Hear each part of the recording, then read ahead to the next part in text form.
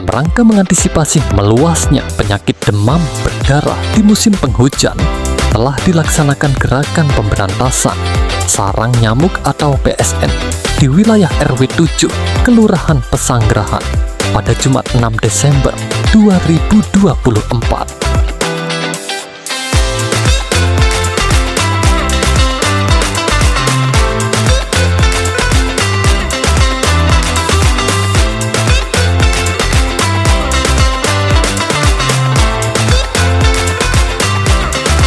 Kegiatan PSN ini dimulai pada pukul 8 pagi yang berlokasi di Jalan Wijaya Kusuma.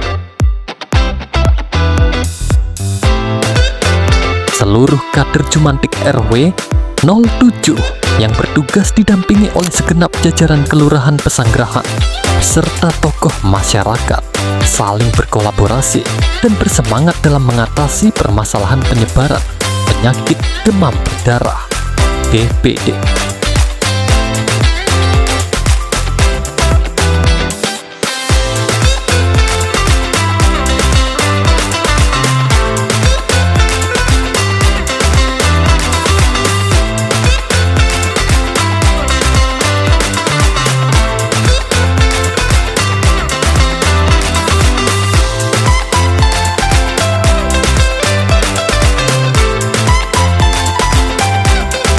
Gerakan PSN ini bertujuan untuk mengontrol dan mengendalikan perkembangan jentik nyamuk di lingkungan warga, khususnya di lingkungan Kelurahan Pesanggerahan.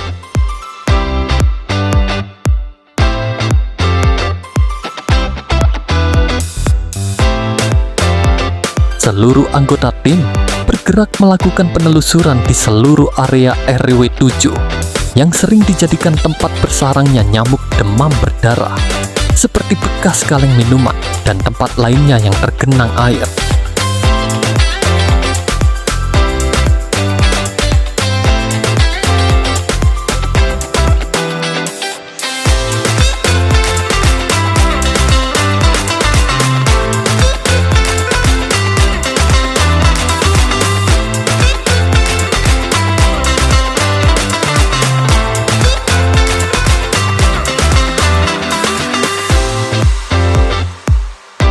Diharapkan upaya ini mampu memberikan dampak positif dan mengurangi risiko penularan penyakit demam berdarah pada musim penghujan tahun 2024 ini di wilayah Kelurahan Pesanggerahan.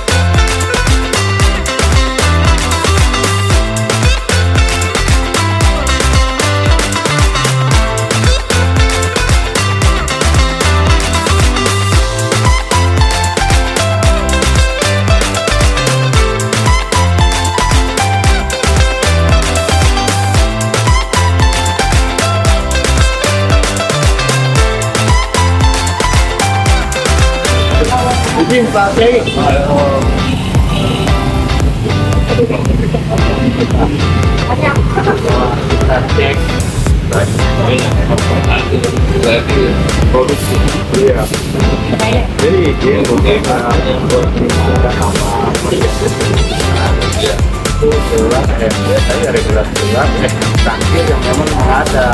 Jadi kita tampung air itu sebagai harapan itu terkontrol dan seperti ini. Pemerintah kita di sini biar nggak walaupun tidak keluar.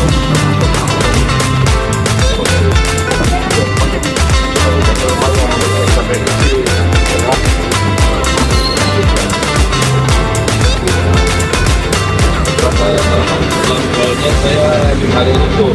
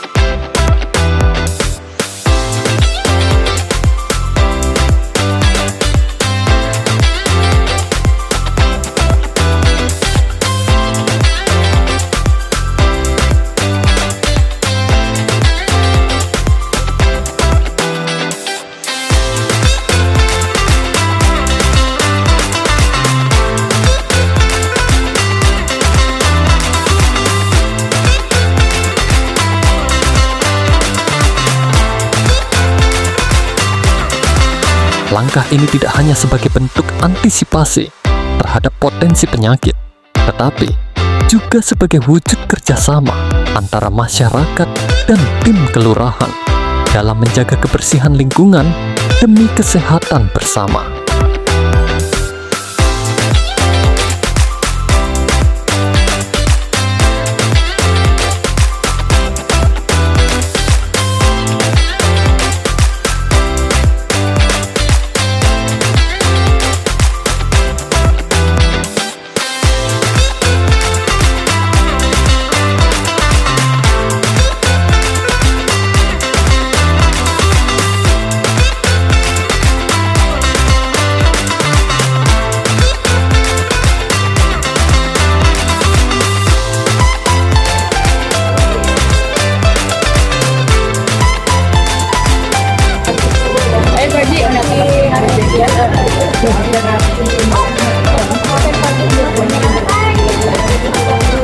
Setelah merasa cukup, seluruh jajaran dan tim PSN dengan penuh kebersamaan kembali ke tempat yang telah disediakan oleh warga RW 7.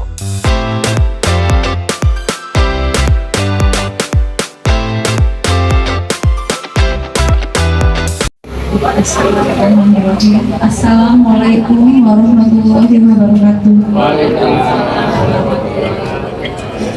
Selamat pagi dan salam sejahtera buat kita semua.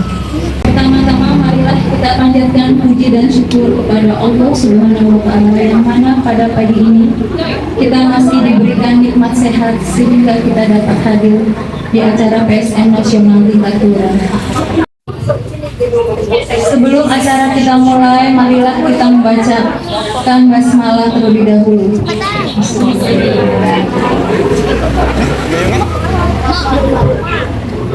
Acara pertama menyanyikan lagu Mars Jumantik. Satu rumah satu Jumantik melawan demam berdarah sikunnya di dalam Japanese encephalitis. Semua kita berangkat pasti harus menentukan pendahuluan berikan sarana jaga diri budaya yang PSN keluarga sejahtera Indonesia sehat Indonesia jaya budaya yang PSN keluarga sejahtera Indonesia sehat Indonesia jaya. Oke.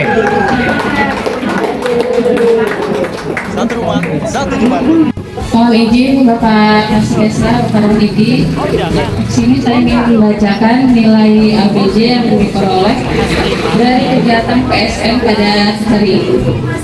Berdasarkan hasil pemeriksaan yang dilakukan di RT 1 dan 2 telah ditemukan titik, yaitu di RT 1 di SMK Kartika ditemukan 5 titik, di Puskesmas ditemukan 1 titik, di RT 2 ditemukan di TU lapangan 1 titik, dan di RT 1 titik, sehingga nilai ABJ yang diperoleh pada hari ini sebesar 92%. Demikian laporan yang dapat saya sampaikan pada hari ini. Mohon maaf bila ada kekurangan kata. Terima kasih. Wassalamualaikum warahmatullahi wabarakatuh. Pagi, salam sejahtera buat Bapak Ibu yang hadir di sini.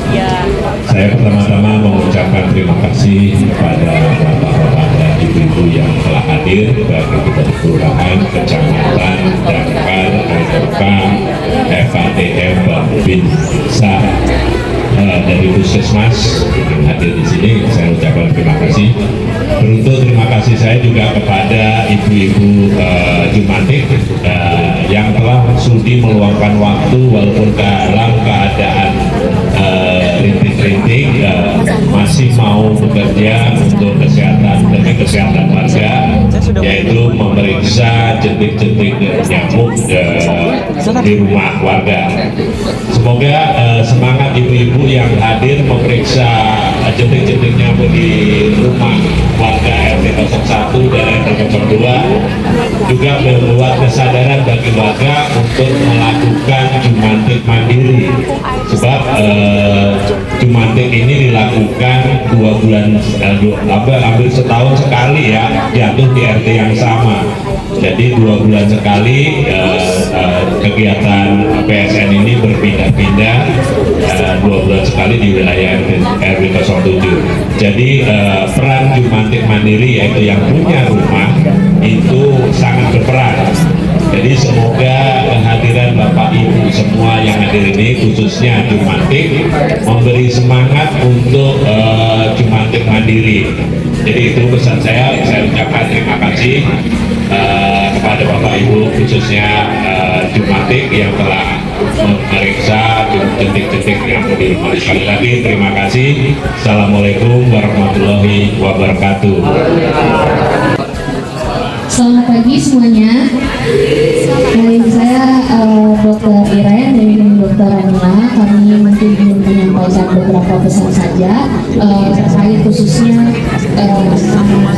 tinggi naiknya ya kasus DBD pada musim hujan dan juga beberapa penyakit lainnya yang perlu kita waspadai dan perlu diperhatikan di musim hujan.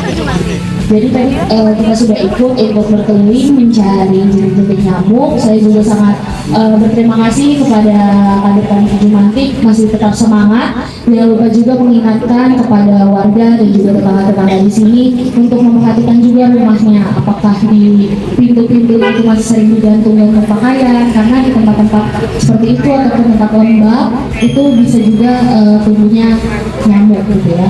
Mungkin yang saya ingin perhatikan, kita tambahkan perhatian saja. Jadi kalau misalnya demam berdarah itu banyak ya kita di sini ataupun anak-anak yang demam langsung diperiksakan takut terkena DBD gitu ya. Jadi mungkin saya kasih penyegaran aja, kalau misalkan DBD ini biasanya kita baru bisa cek darahnya untuk melihat penurunan trombosit ya, namanya penurunan trombosit itu setelah hari ketiga. Makanya selalu dibilang ngecek darah kalau sudah 3 hari demam. Jadi ibu-ibu, bapak sekalian di sini, kalau ada keluarganya yang kayaknya demamnya sudah beberapa hari minum obat kok demamnya suhunya tetap tinggi, nanti harus ke puskesmas melakukan pemeriksaan darah untuk mengetahui apakah trombositnya turun atau tidak. Jadi kalau demam berdarah itu memang dia kritis, pada ada fase kritisnya. Fase kritisnya itu pada hari keempat dan kelima. Nah, jadi nggak selalu demam berdarah itu muncul bercak-bercak merah, nggak selalu dia itu mimisan, nggak selalu gusinya berdarah gitu, nggak selalu ada timbul perdarahan kayak gitu. Tetapi kalau misalnya demam, khususnya di musim hujan ini, kan kita khawatir bisa terkena demam berdarah. Jadi lihat kalau misalnya ada demam bisa segera diperiksakan pada hari ketiga kalau mau periksa darahnya. Mungkin saya menambahkan sedikit saja, kalau kita di musim hujan ini bakal sering ada demam, bakal sering kecapean, bakal sering ada batuk, pilek gitu. Nah, tapi batuk pilek ini kadang bisa hilang sendiri asal tadi kita makannya cukup, minumnya cukup, istirahatnya cukup. Nah, kalau misalnya dalam 3 hari itu sama-sama nih DBD atau penyakit lain, itu waktunya 3 hari kita lihat sendiri, kita udah obatin, kita udah minum yang banyak. Kalau dirasa kok masih gak enak badan, boleh ke puskesmas. Nah, selama 3 hari ini sebaiknya ngapain aja? Tadi makannya 3 kali sehari, terus boleh makan buah yang banyak atau makan vitamin C, itu boleh banget. Pokoknya batuk dan pilek ini beberapa menular, terutama di anak-anak. Nah, untuk anak-anak kita juga dijaga untuk tetap pakai masker kalau mereka lagi sekolah, lagi jalan-jalan. Karena nanti kalau semuanya yang kena batuk, pilek, jadinya malah menyusahkan untuk bapak ibu sekalian. Pokoknya jangan lupa menjaga diri sendiri, anak dan juga lingkungan. Kalau misalnya di tetangga ada yang batuk pilek, kita harus kasih support juga, kasih bantu apa yang perlu dibantu, apakah mau antar ke puskesmas atau mau diberikan obat, itu boleh banget.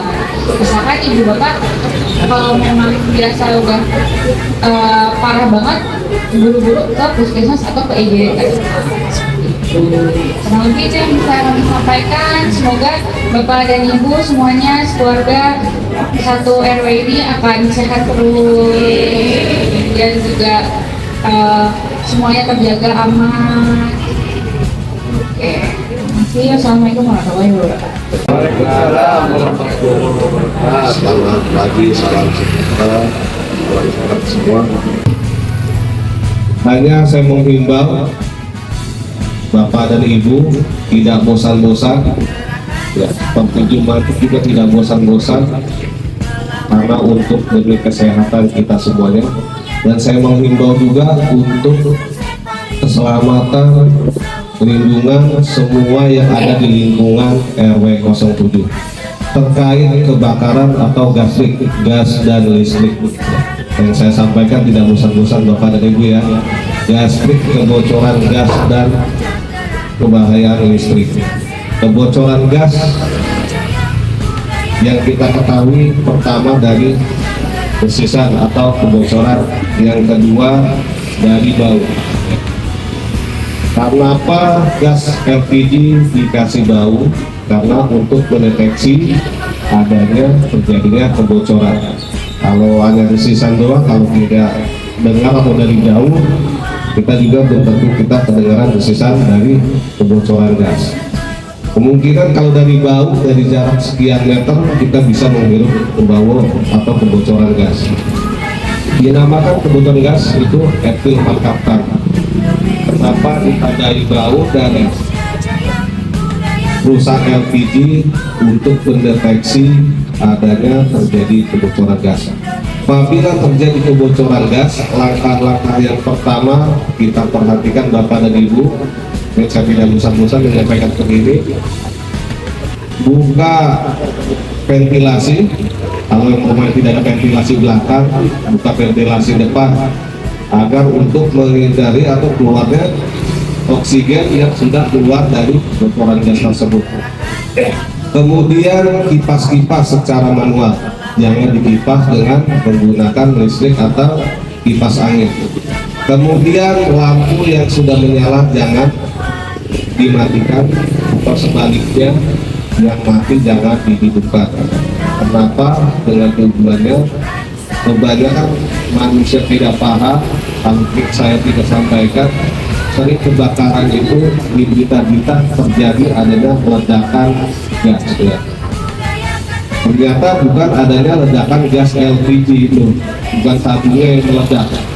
Jadi udara gas yang sudah keluar atau kebocoran sekian lamanya kita tidak ketahui, kita tidak paham, kemudian kita nyalakan lampu, bisa terjadi ledakan. Karena gas LPG itu tidak kelihatan, hanya kita bisa mendengar kebocoran besisan atau bau LPG. Kemudian kita padamkan dengan apa? Kalau kita mempunyai apa? Di sini juga dari KDM Transport mengajukan satu rumah atau satu pintu mempunyai satu tabung apa, seperti satu pintu satu jumantik. Dengan tujuan apa? Kita mempunyai apa? Apabila terjadi kebakaran kecil atau ringan, kita bisa menggunakan apa? Atau kebakaran listrik, misalnya listrik. Kalau kita tidak paham, kita tidak punya apa, bisa aja kita padamkan dengan air. Boleh nggak dengan air Bapak Ibu? Ya boleh ya kan. Bisa sebenarnya ke air, yang penting kita turunkan dulu meterannya, baru bisa kita padamkan dengan air. Kemudian kalau kita punya apa, bisa kita semprotkan dengan apa. Apar itu juga bermacam-macam jenisnya. Kalau jenis kelas A, B, dan C itu bisa menggunakan apa jenis kebakaran listrik bisa, kecuali yang dari POM atau bisa itu tidak dilanjutkan untuk pemadaman listrik. Karena sama saja kalau kita menggunakan dengan POM, mengatakan nyawa kita, bebas semua hutang-hutang kita itu ya. Yang penting kita turunkan dulu instalasi listriknya atau meterannya, baru kita bisa padamkan dengan air, atau bisa menghubungi ke pemadam yang terdekat. Untuk call centernya jangan lupa Bapak Ibu 112 atau nomor pos pemadam kebakaran yang ada di sebelah kelurahan dan kecamatan ke 02173-849. Itu boleh Bapak Ibu catat. Semoga ini saja yang saya dapat sampaikan, kurang lebihnya bermanfaat pribadi khususnya untuk saya, Bapak dan Ibu. Semoga apa yang saya sampaikan bermanfaat. Semoga di RW 07 khususnya Kelurahan Pesanggerahan jauh-jauh terhindar dari bahaya kebakaran dan musibah lainnya. Cukup sekian. Bila kita wassalamualaikum warahmatullahi wabarakatuh. Terima kasih Bapak Ibu yang sudah hadir di acara PSN ini. Alhamdulillah. Sebelumnya mohon maaf saya datang agak terlambat karena tadi ada tamu. Terima kasih sebelumnya, acara PSN ini berjalan dengan lancar. Hasilnya tadi saya sudah mendengar ada jentik dari titik lokasi. Tapi hari ini membuktikan bahwa kader Demantik di sini berusaha maksimal dan hasilnya pun ada. Alhamdulillah kalau dilihat dari laporan DPD tingkat kota, kecamatan Kelurahan Pesanggerahan ini termasuk urutan paling bawah. Jadi untuk laporan DPD-nya bagus, semuanya dijaga dengan baik. Alhamdulillah. Terima kasih ya Bapak Ibu yang sudah turut berperan serta. Untuk selanjutnya saya hanya ingin menambahkan bahwa di tanggal 8 Desember 2024 nanti ada acara besar di tingkat provinsi. Ini adalah acara peringatan Hari Ibu, di mana pesertanya itu dari unsur PKK dan Posyandu. Memang tidak semuanya, tapi di sini memang sesuai dengan temanya Hari Ibu. Saya hanya mengingatkan info waktunya. Mudah-mudahan ibu-ibu semua di sini tetap senang, bisa ikut meramaikan acara ini. Itu aja Ibu yang bisa saya sampaikan. Terima kasih sebelumnya. Wabillahi taufiq wal hidayah. Wassalamualaikum warahmatullahi wabarakatuh. Bismillahirrahmanirrahim. Wa ya karim ya rahman ya rahman ya rahman ya rahman ya rahman Muhammad. Allahumma shalli ala sayyidina Muhammad wa ala ali sayyidina Muhammad. Allahumma la sahla illa ma ja'altu sahla wa anta taj'alu idza syi'ta sahla. Allahumma bihamdika al-Fatihah wa bi sirril Fatihah wa bi mu'jizatil Fatihah wa bi karamatil Fatihah wa bi syarafatil Fatihah. Ya barjah makasih Allah ya belibati adabi wa yarham wa ya dabil ya Allah wa ya dabil balai rahmat wa ya dabil balai rahim. Allahumma sabitna bil Islam wa sabitna bil iman wa sabitna bil tauhid wa sabitna bil kalimah itina fil jalan akhirah darahum ya subhanallah wa humma wa ta'ala bila salam wa akhiru da'wahum alhamdulillahi rabbil alamin. Wassalamualaikum warahmatullahi wabarakatuh.